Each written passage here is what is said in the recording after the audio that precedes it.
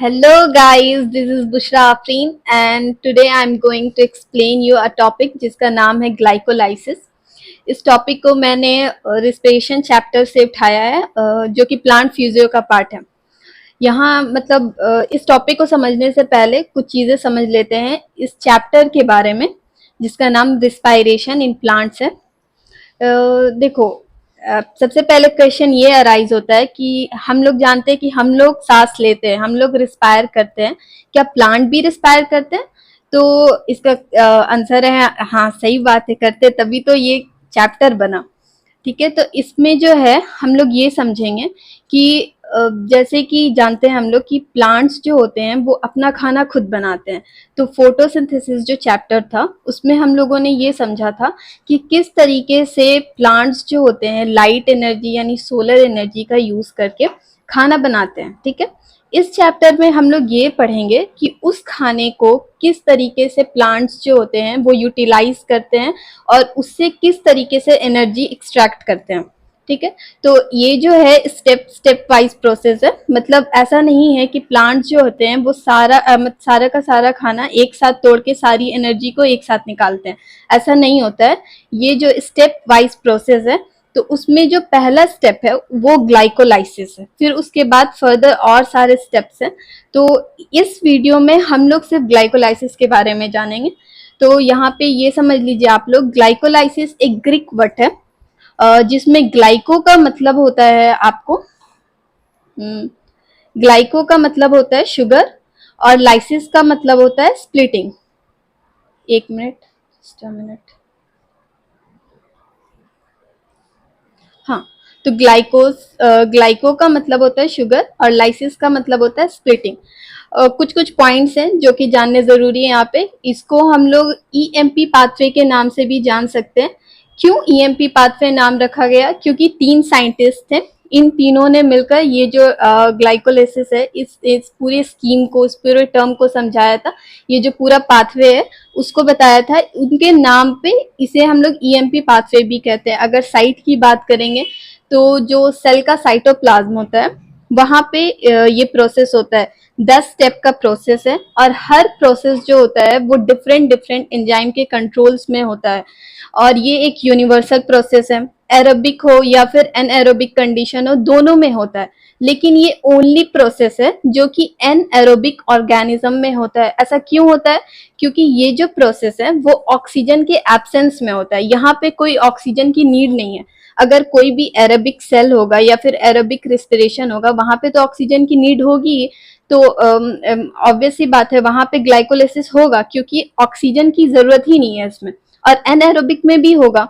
फिर उसके बाद हम लोग ये देखेंगे कि इस प्रोसेस में हम लोग क्या कर रहे हैं कि ग्लूकोज जो है यानी जो खाना बनाया गया था, खाना जो बना रहा है प्लांट, वो सुक्रोज के फॉर्म में स्टोर करके रखता है और सुक्रोज को हम लोग तोड़ते हैं, एंजाइम यूज करते हैं, इन्वर्टेज एंजाइम, और फिर वहां से ग्लूकोज और फ्रुक्टोज में तोड़ते हैं। ठीक है, फिर ग्लूकोज जो होता है फर्दर ऑक्सीडेशन में जाएगा और यहाँ पे जो प्रोडक्ट बनता है, लास्ट जो प्रोडक्ट है वो पायरविक एसिड बनता है। एक मिनट रुक जाइए आप लोग।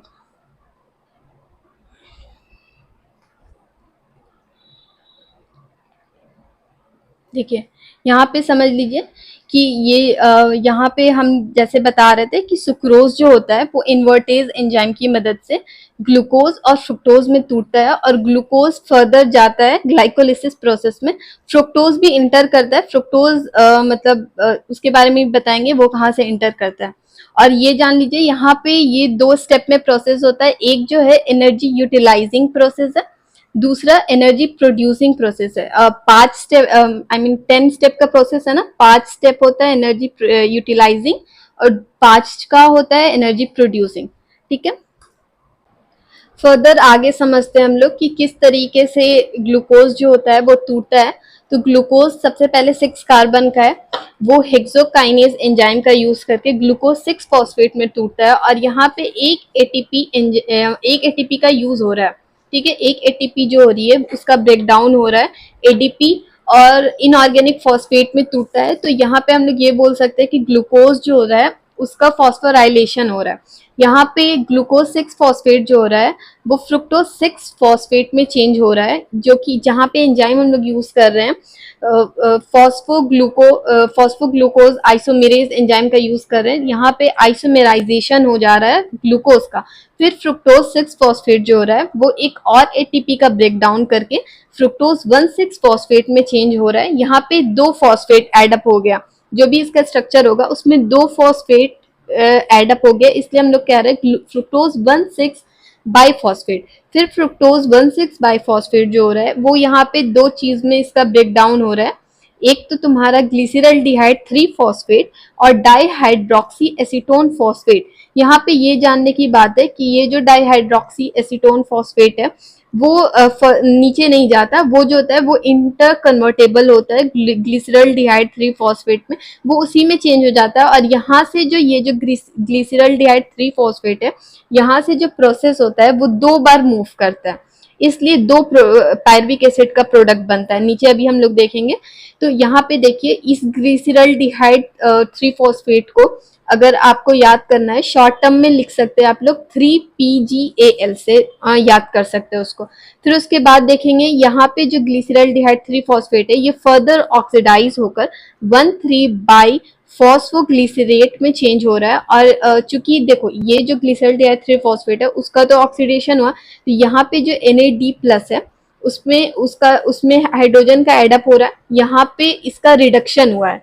जैसे कि आप लोग को पता ही होगा कि मतलब ऑक्सीजन का जब एडअप होता है तो उसको हम लोग ऑक्सीडेशन कहते हैं। उसी तरीके से हाइड्रोजन को जब हम लोग किसी चीज में ऐड करते हैं तो उसको हम लोग रिडक्शन बोलते हैं। तो Na+ का रिडक्शन हुआ, ग्लिसरल्डिहाइड 3 फॉस्फेट का ऑक्सीडेशन हुआ और वो चेंज हो गया 1,3 फॉस्फोग्लिसरेट में, जो कि 3 कार्बन का है। फिर यहाँ पे एटीपी बना, क्योंकि बताया था पहले ही मैंने कि जो पहला 5 प्रोसेस होगा वो एनर्जी यूटिलाइजिंग प्रोसेस होगा और जो निचला 5 प्रोसेस होगा वो एनर्जी प्रोड्यूसिंग प्रोसेस होगा। तो अब हमें एटीपी मिलने की पारी आई है, तो यहाँ पे 2 ADPH जो होता है उससे 2 ATP का फॉर्मेशन हुआ। 2 ATP कैसे? क्योंकि यहाँ से 2 बार प्रोसेस चल रहा है, एक बार ग्लिसरल्डिहाइड टूटेगा, एक ATP बना, फिर एक बार और टूटेगा, फिर एक और बनेगा, तो यहाँ से 2 ATP बना। ठीक है, फिर उसके बाद 1 मिनट,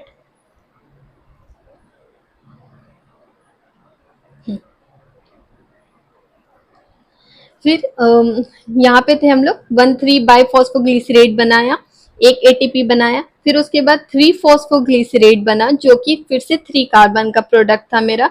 यहाँ पे मैंने ये एंजाइम का यूज किया, फिर उससे 2 फॉस्फोग्लिसरेट का फॉर्मेशन किया, फिर यहाँ से वाटर का रिमूव हुआ और फिर फॉस्फोइनॉइल पायरवेट का फॉर्मेशन हुआ।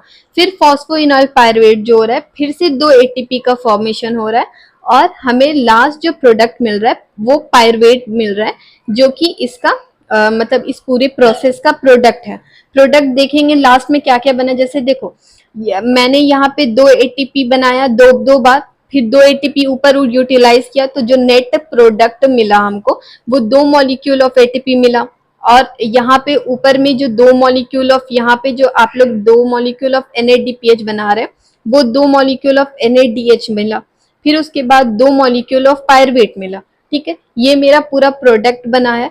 और ये जो पायरविक एसिड है जिसको पायरवेट भी बोल सकते हैं हम लोग, अब ये फर्दर किस तरीके से सेल में जाकर ऑक्सीडाइज होगा, कैसे फेट होगा, वो डिपेंड करेगा सेल्यूलर नीड पर।